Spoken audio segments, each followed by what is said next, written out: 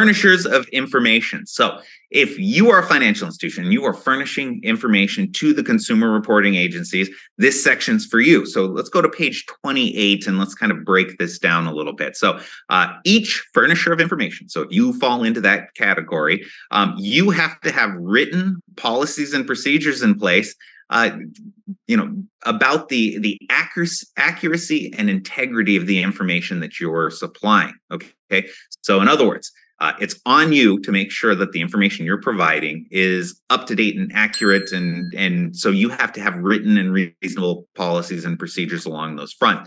Okay, so what do those policies and procedures have to say? Well, that's broken out on page 28, and you can see the itemized list there. First off, it has to be in writing. I still go into financial institutions from time to time, and I find furnishers of information, so these financial institutions, yeah, they have a process in place or something along those lines. So they're pretty confident that the information that they're providing is accurate, and they haven't had any complaints yet, but they don't have a written policy and procedure in place. And if that's the case, you're in violation of this part of the reg. Look at Appendix E. There's some rules. I would say if you want to evaluate your program, make sure that your written procedures have everything that they need. You have to consider the requirements of that Appendix E, and so there's a citation there. I would say go back and compare them just to make sure that you haven't missed anything. You have to have monitoring and updates in place so that you are making sure that the information is accurate. There's a standardized format that you have to submit that information in. You have to have a record retention policy where you're maintaining all of those records.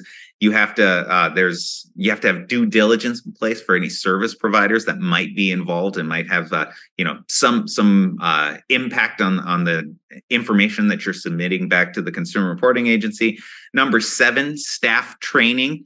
This is one that I see missed from time to time, is that, I go through, I'll look at all of the financial institutions' staff training, and I'm not finding anything about the accuracy or integrity of the information that they're providing back and forth. Now, does it have to be a formalized, training program? No, it could be a training session where the people who are responsible, you sit down and you talk through what their responsibilities are and what they're supposed to be doing. It could be as simple as that. Or maybe you have a formalized program. That's fine, and that's better documentation.